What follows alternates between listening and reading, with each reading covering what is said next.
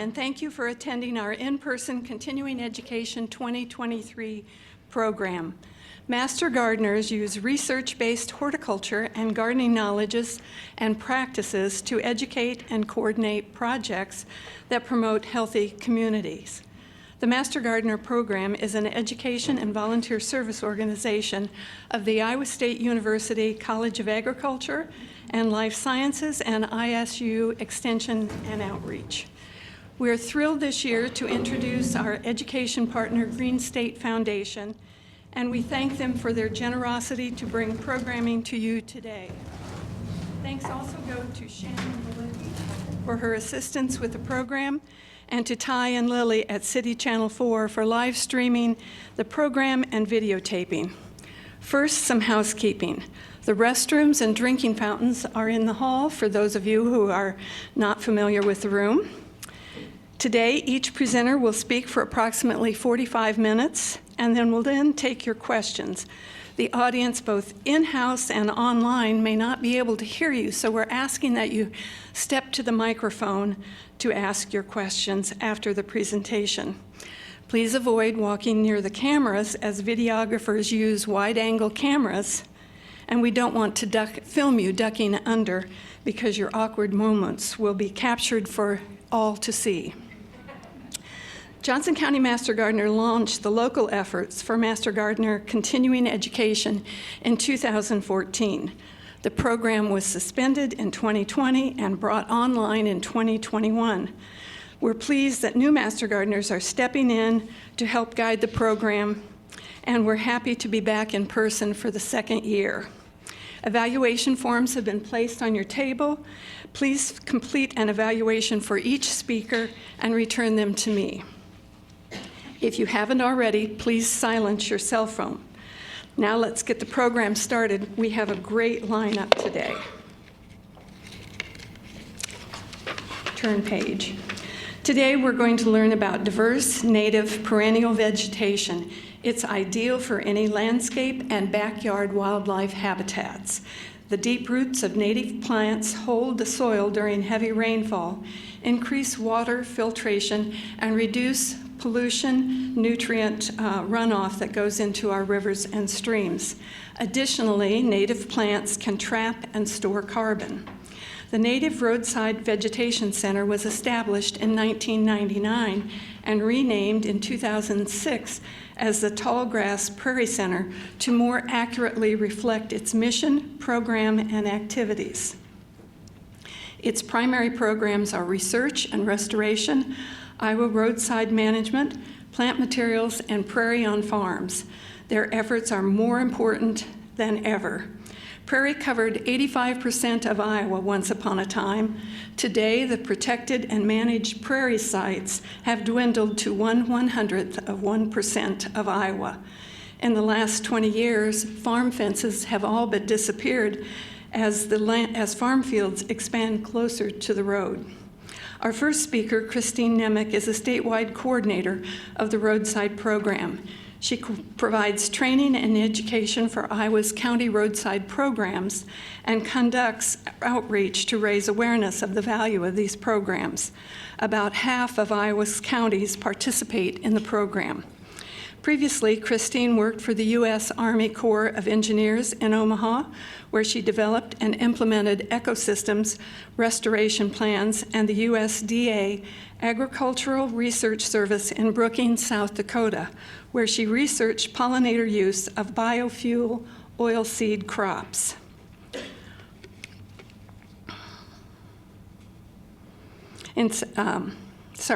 Kristine has a BS in Environmental Studies and MA in Biology from the University of Nebraska at Omaha and a PhD in Natural Resource Sciences from the University of Nebraska at Lincoln. Please welcome Kristine.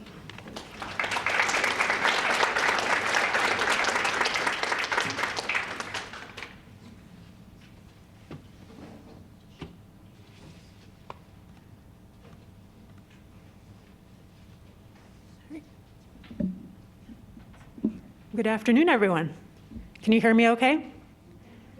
Okay, wonderful. Well, my name is Kristine Nemec. I'm a program manager at the University of Northern Iowa Tallgrass Prairie Center. How many people have heard of the Tallgrass Prairie Center? Okay, great. I'd just like to get a feel for how many people have actually heard of us. But in the first half of my presentation, I'll talk about what the center does, what kind of resources we offer if you're interested in native plants. In the second half of my presentation, I will talk about how to plant native plants in your yard, just kind of a general overview. So the mission of the center is to empower people to value and restore resilient, diverse tallgrass prairie. We have 7 permanent staff members, 5 are full-time, 2 are part-time. This is a picture of us in the summer when our crew gets larger because we have summer temporary help, we have AmeriCorps members, we have students. We have many partners and funders. We like to partner with people who are also interested in native plants, whether that's Iowa State or Trees Forever, People's Company, which interacts with different kinds of landowners, Sitka Gear, which sells outdoor gear, Monarch Joint Venture. So you can see a diversity of partners that help fund our projects and help support what we do.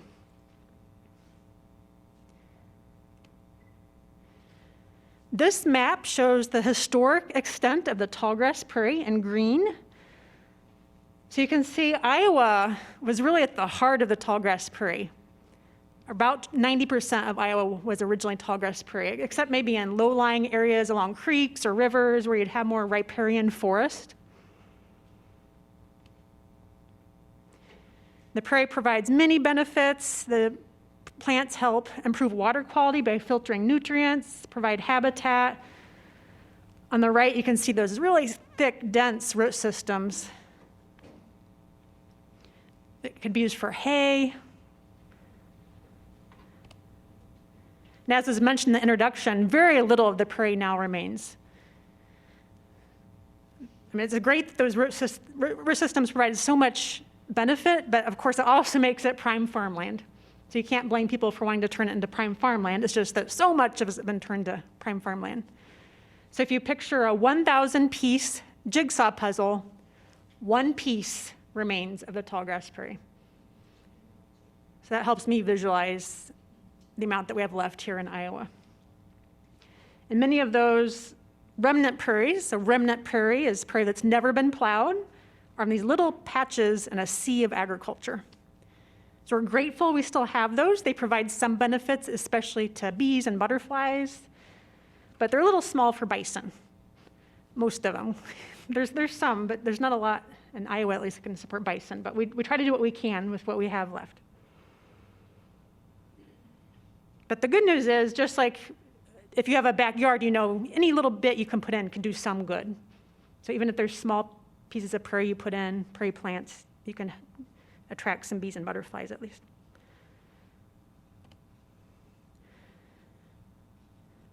So since we don't have that much left, what we can do is plant some prairie and return some of the prairie to the landscape to get some of those benefits back for both people and the environment.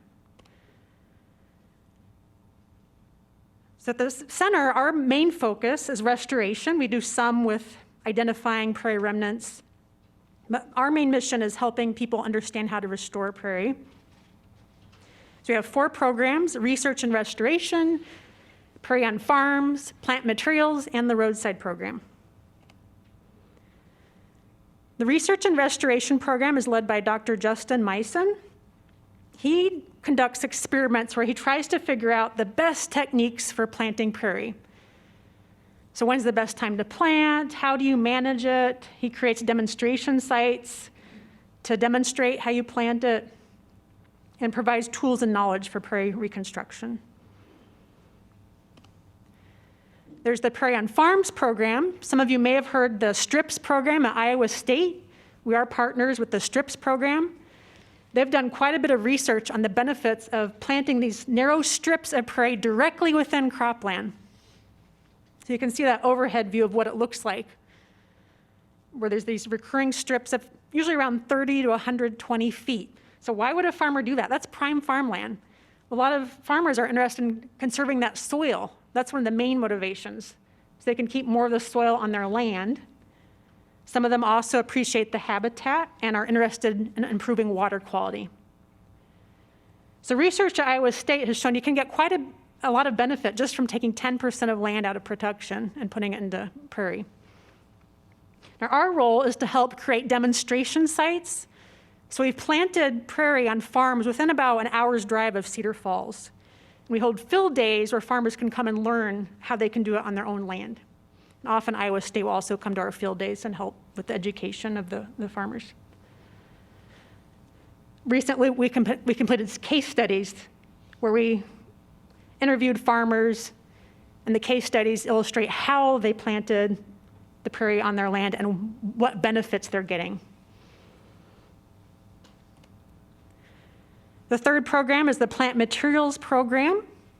We don't sell seed at the Tallgrass Prairie Center. What we do is collect seed from remnants and then plant it in seed production plots. We provide that seed to seed growers.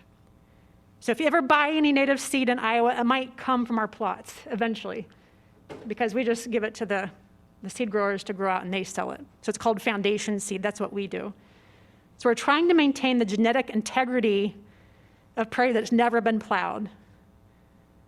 So these plants, this is what the animals are adapted to. These plants are adapted to Iowa. That's what we try to do. There's a role for cultivars. I know that's fairly common in gardening, but from our perspective, for larger scale restorations, we're trying to maintain that genetic heritage that's present in Iowa.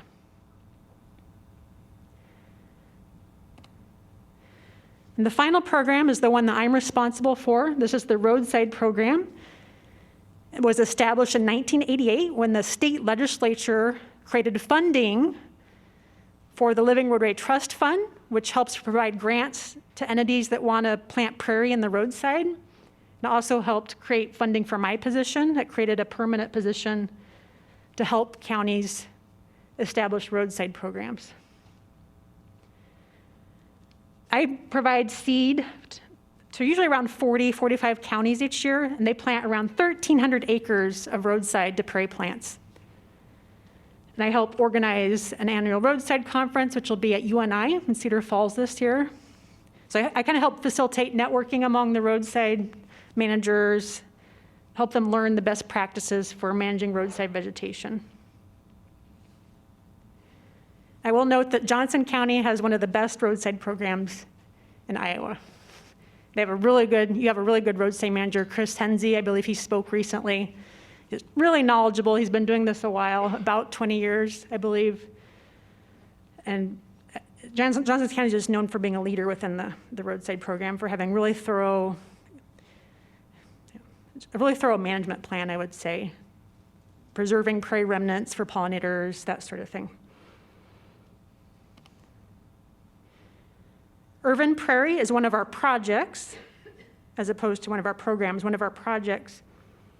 This is a restoration near Dysart.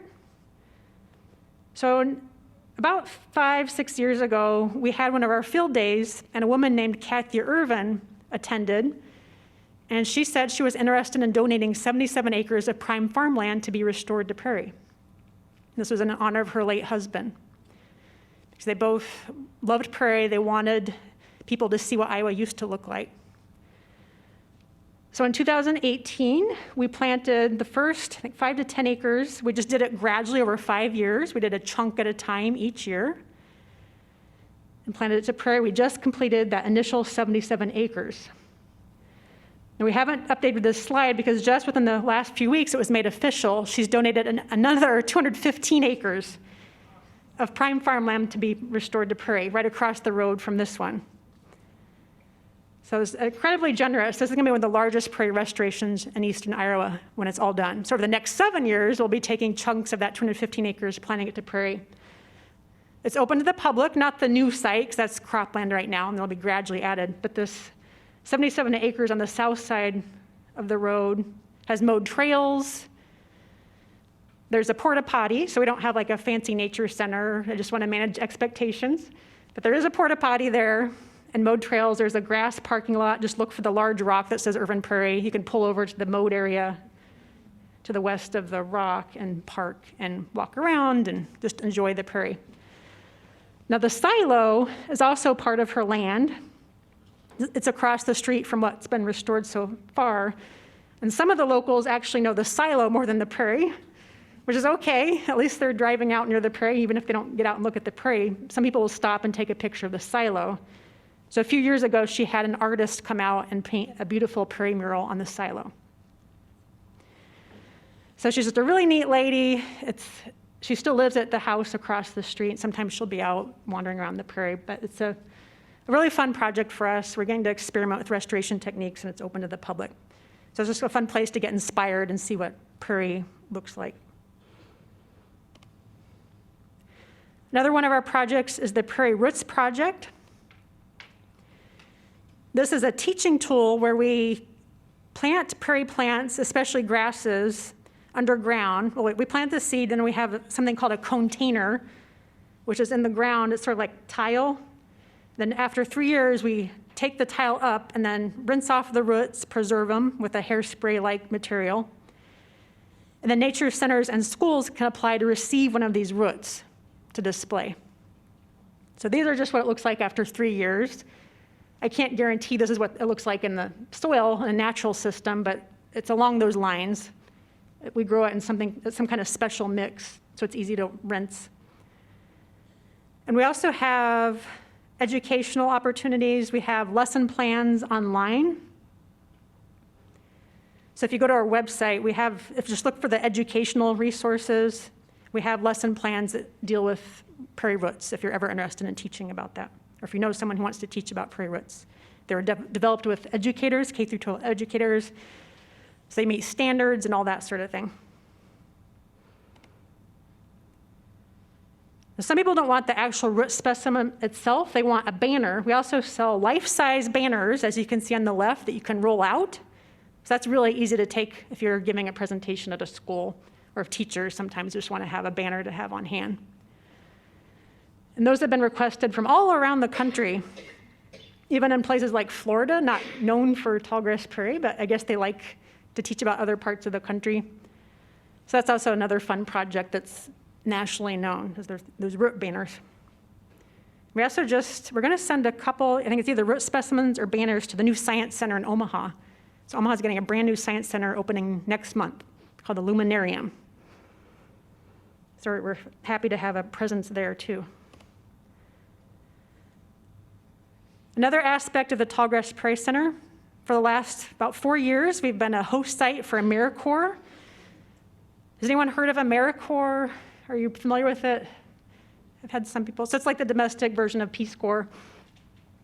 We have 2 summer members, 2 11-month associates, and weekly weeders. That's what we call it when we have a bunch of AmeriCorps members, not just ours, come out and they help maintain our seed production plots. Because weeding is a big part of course, maintaining seed plots. We are accepting applications for summer members who they'll serve, 300 hours over the summer, about 25 to 28 hours a week. They get to do a lot of field work. They learn how to identify native plants. So if you know any student who's interested in that, just go to the Green Iowa AmeriCorps site, and they can choose Tallgrass Prairie Center as a site. Or other locations. I believe, is Trees Forever having AmeriCorps members? Trees Forever is another potential host site. Just depends on what they want to do, where they want to serve. I think a lot of the host sites are currently looking for summer members. And we also have 11-month associates start in late September. We'll be hiring for those in about a month, probably sometime the next month.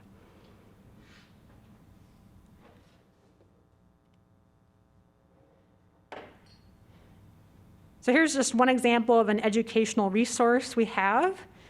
One of our AmeriCorps members, Bree Hall, is a really talented artist. She created a prairie coloring book during her term, because they each do some kind of project. So it's really detailed. She has several kinds of insects, plants, mammals, birds, and it's all botanically correct because she had the botanist at the center verify her plant ID characteristics. So it's sort of like a little field guide and a coloring book. So it's actually really accurate, educational, as well as fun to color. So that's the link. But again, if you just go to Educator resources. If you go to our main webpage, and then click on educator resources, you'll find this, and then the RIP plans and other kinds of educational resources.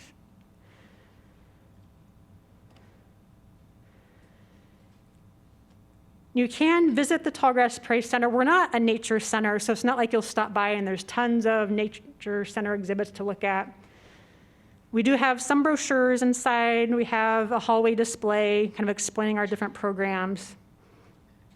We are a department at UNI as opposed to a nature center, so some of us might be at meetings or out in the field. So if you do want to stop by and interact with us, you might just want to give us a call to make sure someone's around. Because if we're all out busy doing stuff, then the front doors might be locked.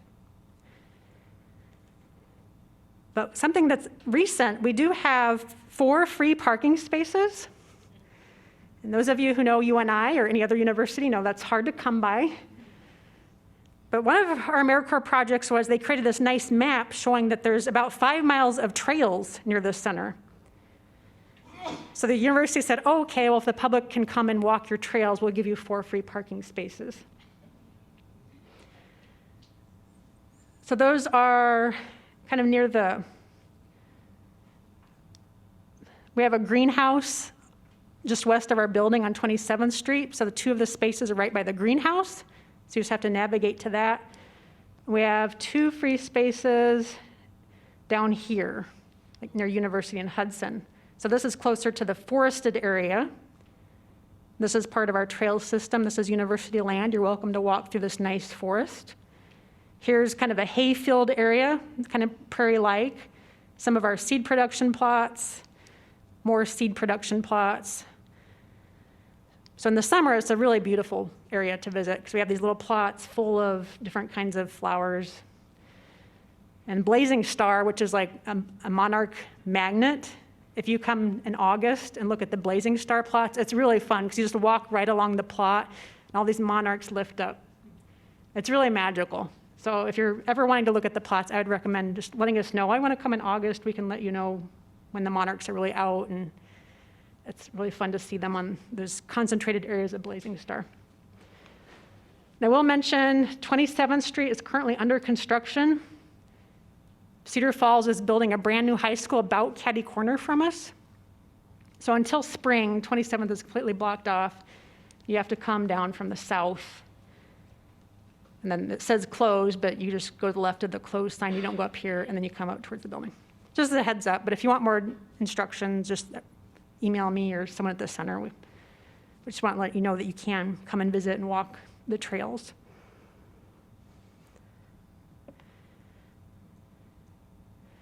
Okay, so that's a general overview of the center and what we're about. So next I'll talk generally about what a native plant is, why they can be helpful in the backyard or other small areas if you're going to be gardening.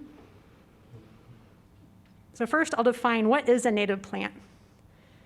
A really common definition is indigenous plants that have occurred naturally in a given region, ecosystem, or habitat for thousands of years.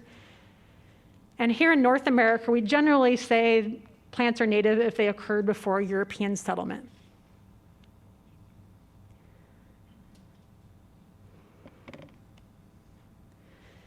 So why use native plants in the garden? One reason is it provides a sense of place. I really like this quote by Lady Bird Johnson. Wherever I go in America, I like it when the land speaks its own language in its own regional accent. And that's one of my main reasons for using native plants in my yard. My house in Waterloo in Black Hawk County was actually previously owned by a master gardener. And I was really excited because the landscaping is beautiful. There's all these hostas and daylilies and autumn joy sedum. They're beautiful. They're arranged really nicely. It's attractive. And I haven't torn most of that I haven't torn out. Except there's a really sunny spot in the front yard. I did tear out daylilies because I wanted to replace it with native plants. So I do agree, like some of the non-native plants are beautiful, and I like having them in my yard, especially the shady areas where it's less conducive to prairie plants. But I just liked part of my yard, at least, to look like where I live, to have that regional accent. And that might be why some of you are here too. It's just fun to have something that's original to your part of the country, your part of the state.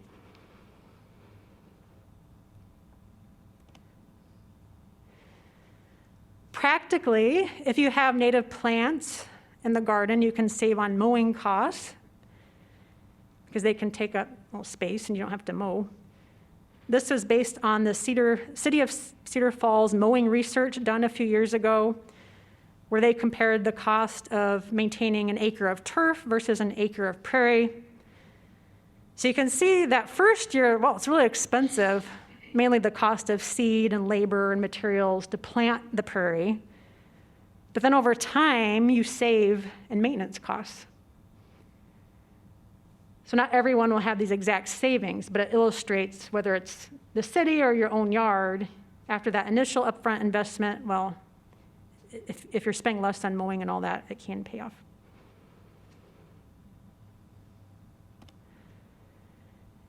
And a big reason that people like native plants is the ecological value.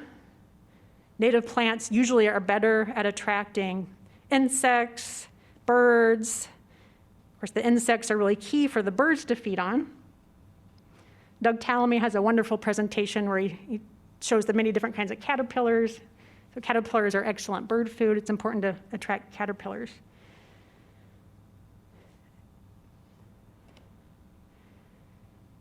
Another good reason to use native grasses, at least, is the fall colors. A lot of wildflowers are kind of brown. They have neat textures in the fall, but their colors are kind of brown. But the native grasses are known for their beautiful orange, reddish tinge. So that adds a nice balance to the look of your landscaping. So I think that's one of the main reasons to plant grasses. So even people who are really into bees and butterflies, and that's my temptation too. I've done that in previous yards, like, oh, so many flowers, but it's important to add grasses too for balance. One is the aesthetic balance. Weed competition is another good reason to use natives. Here's Kentucky bluegrass. You can see the root systems of Kentucky bluegrass compared to all these native grasses and wildflowers. And grasses tend to have even thicker root systems to be even better competitors against weeds than flowers. So again, another reason to make sure there's at least some grasses with the flowers because they're better at outcompeting weeds.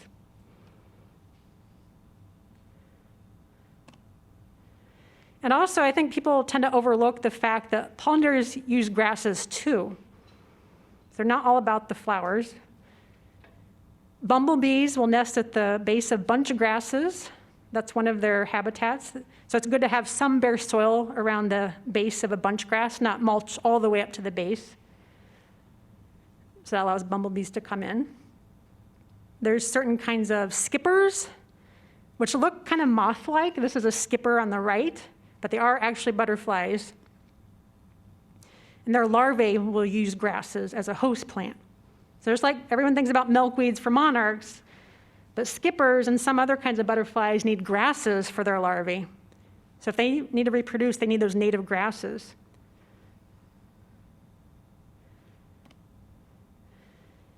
University of Minnesota Extension has a nice handout called Native Grasses Benefit Butterflies and Moths.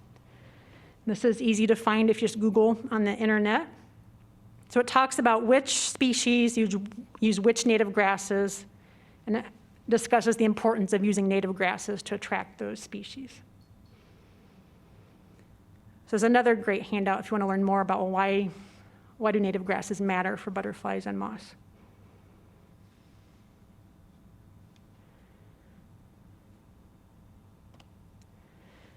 Okay, let's say you're sold on the idea, I want to plant some native plants. Where do I start?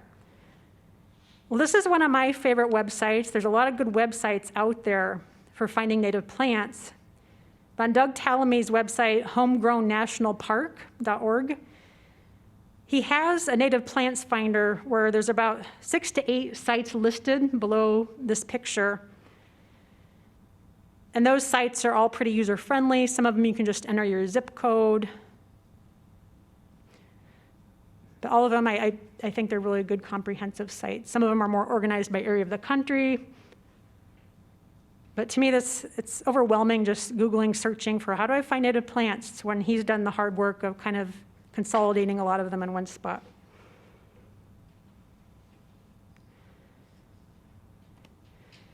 And as you're thinking about what to plant, our recommendation for large areas and also people who are more familiar with planting smaller areas generally recommend that around 50% of the plants should be grasses as far as the amount of area they're covering. That's going to give you the most natural look. It's going to give you the best bang for your buck as far as the weed competition, habitat for all sorts of critters, not just the flowers. These are a couple of images from yards on the monarchguard.com website. That's a website where a consultant goes out and plants prairie in people's yards. He's based in Lincoln, but he has a lot of nice pictures of what a really balanced planting looks like. However, in yards and other small areas, there's some native grasses, some native plants you want to be careful with because they can be aggressive in small areas. Big bluestem and Indian grass are two of the quintessential prairie grasses. They're great in large prairie plantings. We put them in roadside plantings because roadside plantings are right by cropland. They don't spread well into cropland with all the herbicides. So we use them in the roadsides. But in yards, they're really tall. They're 5-6 foot tall. They can get aggressive if they're not planted by other plants that are really aggressive. So I would just recommend avoiding them. Some people have had good luck, but you really have to know what you're doing with these two in small areas. Cup plant is just incredibly aggressive. Anytime I give a talk, I think at least some people are nodding, yep, definitely. People have experience with the cup plant being really aggressive. Just don't mess with it in small areas. You'll probably regret it. Does anyone here, have they not regretted planting cup plant? I could be proven wrong, but has anyone had good luck with cup plant? I was just going to ask, I've got an native area that I think big bluestem and Indian grass have taken it over. Yeah. Would cup plant be a good thing to put in there? You'll just get even more aggressive plants. Yeah. I love those big bluestem and Indian grass, but in small areas, they're just too aggressive.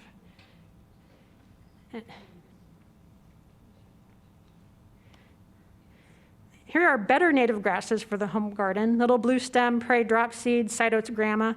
These all grow to 2 to 3 feet tall. So they look nice, like it's more natural, I guess, in the smaller area. And they're not as aggressive as the taller grasses. And they all are attractive. Little bluestem is beautiful in the fall with the reddish stems and little white fluffy seed heads. Prairie dropseed has that cascading look that some of the non-native ornamental grasses look like, but it's the native grass and it has that beautiful kind of fountain look. And then side oats grama has these delicate little seed heads, which are also attractive. I don't know if anyone's ever helped collect seed, but I love collecting side oats grama because you just pull the seeds right off the stem. It's the easiest plant ever to collect seed from. It's something satisfying. You just get a whole handful of seeds super easily.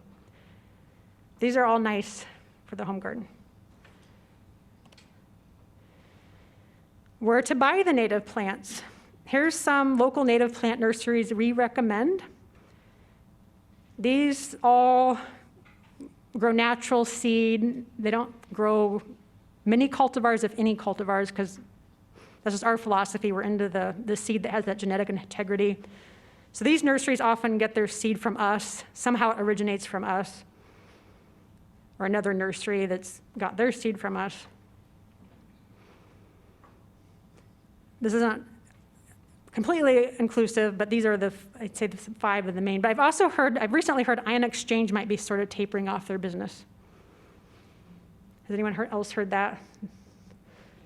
Okay, so I don't know that you can get anything from Ion Exchange. I just heard that in the last week or so. But the other 4 are really active, good places to get native plants.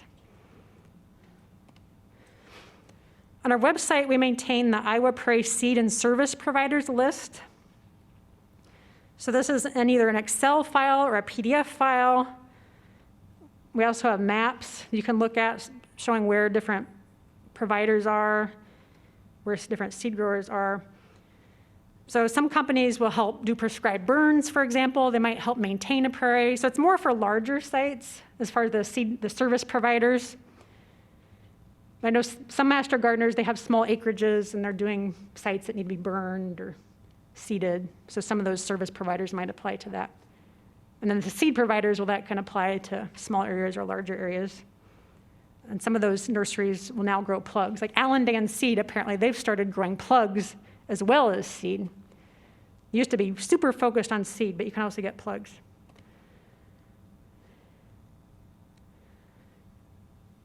For a balanced seed mix, this is something that Benjamin Vogt recommends in his book, Prairie Up. This just came out in January. Prairie Up, An Introduction to Natural Garden Design by Benjamin Vogt. He's the consultant who has the monarchguard.com website. So he has a lot of experience planting prairie gardens and yards. And based on his experience and talking to people what kind of information they want, he created this book. So it's in its second printing already, even though it just came out in January. He's almost out of the 2,000 copies in the second printing. But I guess they're going to print more, about 3,000 more copies that should be available towards the end of March. So it's become really popular. But in his book, this is what he recommends, and I like this. This is roughly similar to what the center would recommend for a larger area. And this just applies to more yard-like situations. So that's that balance, because you're getting 50% grasses, but you're also getting the legumes to add nitrogen, the annuals to provide some quick cover, while everything else is establishing, and 30% wildflower perennials.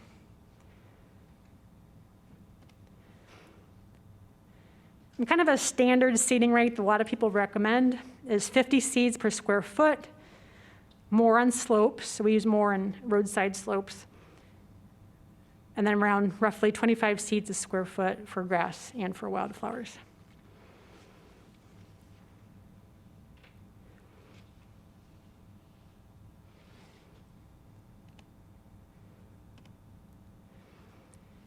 There's different resources out there for site layouts. I'll just provide a couple of my favorite. One is a handout called Pollinator Gardens Design Guide. It's a USDA handout that was made by an office in the Illinois part of the USDA. I like it because it's just about 8 pages. There's a PDF on the internet. But for people who don't want to put a lot of time in trying to figure out where do I plant what species, they have an actual little layout for about 4 or 5 different kinds of prairies, whether it's a dry site or a wet site. So based on the site conditions, they have some plants they recommend, and there's pictures, little pictures of the plants. So all the key information you need is just on one spot. It tells you how tall the different plants get, a recommendation for number of plants, how to cluster them together so it looks nice. So this is a nice go-to guide for people who don't want to spend a lot of time planning. Another alternative is you can just get a kit. So a lot of these nurseries just sell kits. You can do that. But I like this where they have the actual layout and how much space you need and that sort of thing. And then it talks you through how to prepare the sites, just pretty much everything you know, just in 8 pages or so. This is from Benjamin's book, the Prairie Up book. He uses something called a Sketch Up program, which apparently is free if you're really into it. And this looks like a larger site on the left, and you can play around with where plants are located. You can slide them around, or you can just do freehand doodling, which was done using an app on the right. So there's another couple of options for figuring out where you're going to place the plants. Now to prepare the site, if it's a really weedy lawn, you can kill it first with herbicide like glyphosate or Roundup. If it's really weedy, you're really going to have to nuke it throughout the year, basically, starting in late May until early fall. Spray it every 4 to 6 weeks. Let the seedlings grow again, because even if you spray it, some of the weeds are going to still survive. So it takes usually about 2 weeks for them to get several inches tall. Spray it again. Wait 4 to 6 weeks. Seedlings get 4 to 6 inches tall. Spray it. So keep doing that until early fall.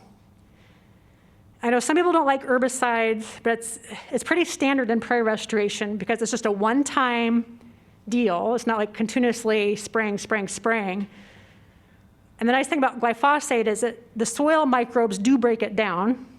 So it doesn't have these long-term effects on the soil. It doesn't nuke the soil community. You still have a healthy soil community because they will break down the glyphosate in the soil. So this is pretty accepted in the prairie community.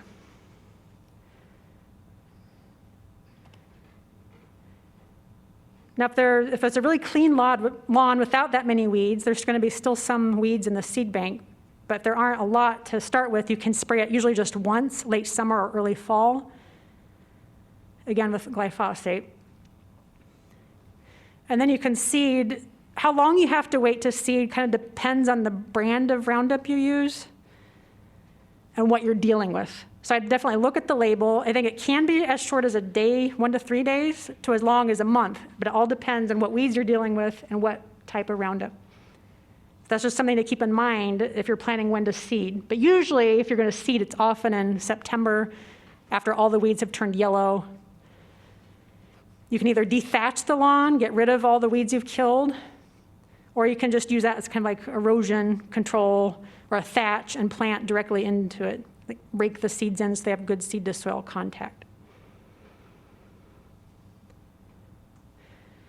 And this is everything I'm presenting is a sort of broad overview. This is what you do, but of course, when you're actually going to do it, make sure you look at more detailed information, whether it's this book or the guides I've mentioned, so you have your timing right. I'm just saying generally you plant in September. Some people will plant a dormant seeding in November when it gets colder. You can also prepare the site, get rid of weeds by solarization. So use a black or clear plastic blanket. Start in May. After 4 to 6 weeks, take the cover off for 2 weeks. So again, you'll get some weeds coming up, smother it, put the cover back on. That's one way to kill the vegetation. A disadvantage of this is it also smothers the soil microbes. So it's hard on the soil community. But for people who are totally against herbicides, that's one approach. Just keep in mind that is a drawback about maybe killing off some of the soil microbes that are beneficial.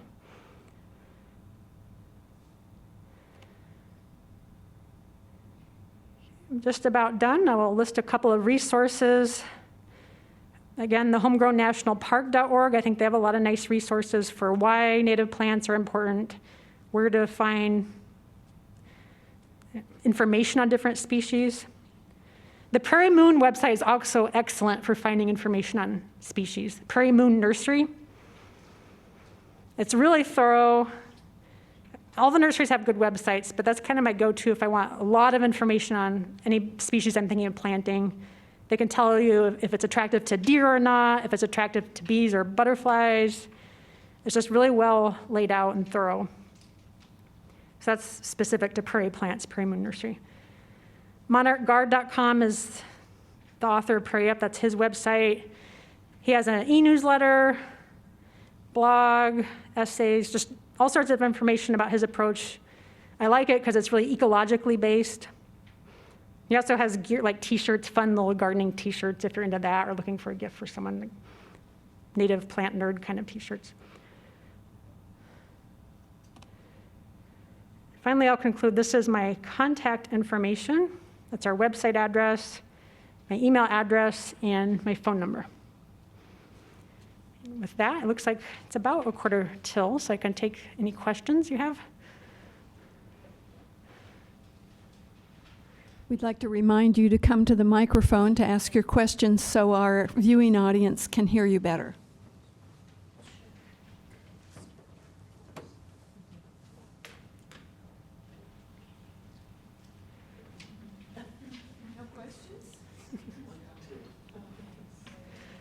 Hello, thank you for your presentation. Sure. Okay.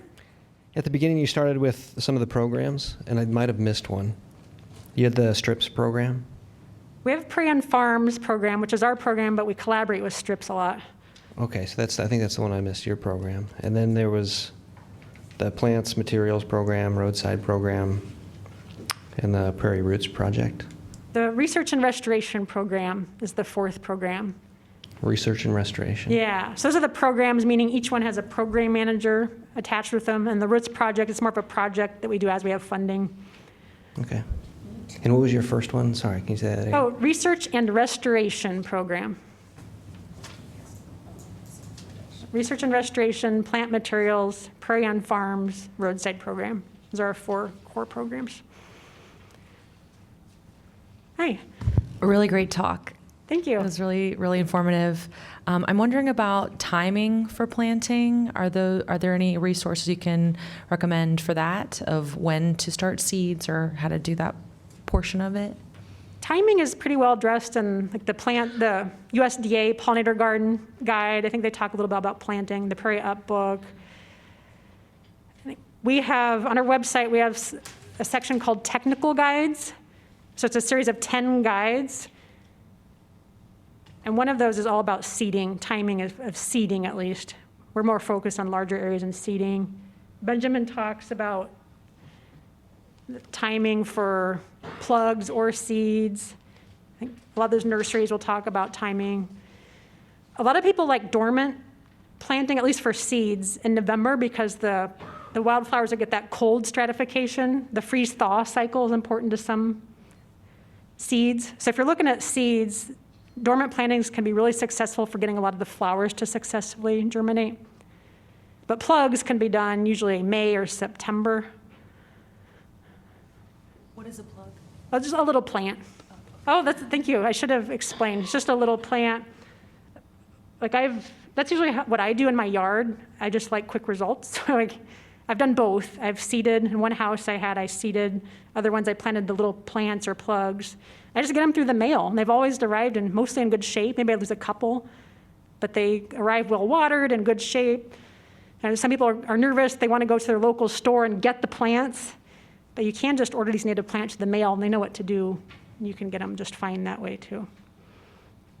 But yeah, plugs either May or September, but seeds, those times as well as dormant. Can we take these layouts that are in these different samples and scale down? Is there a point where it's stupid to scale down? Okay.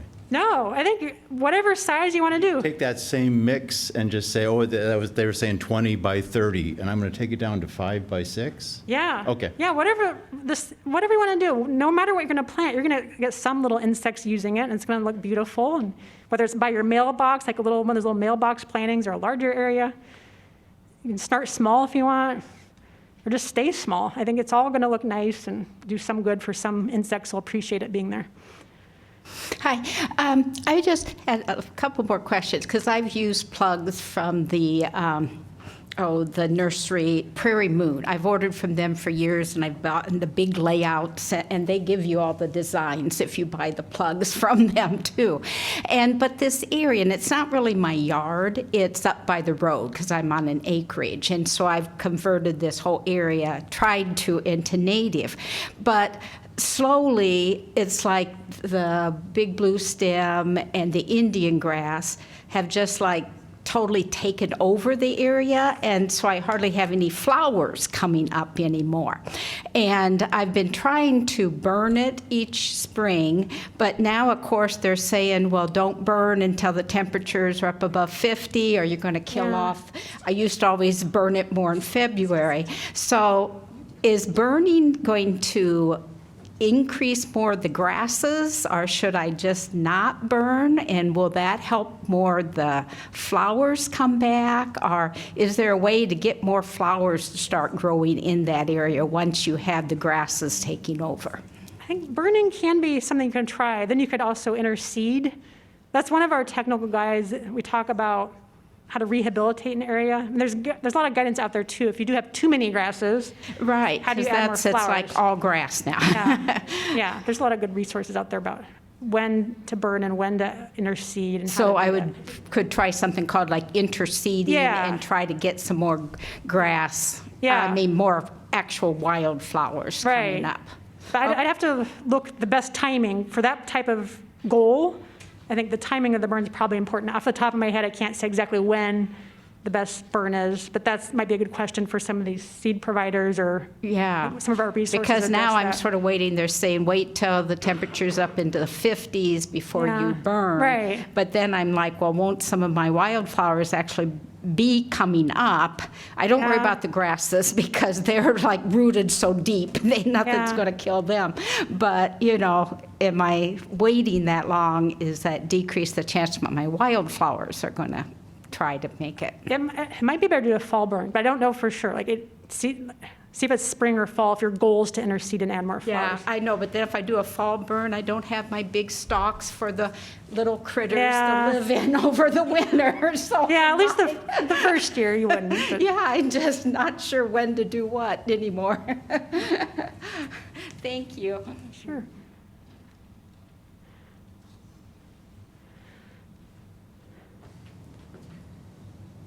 Great. Anything else? Okay. Thank you so much for your time and attention.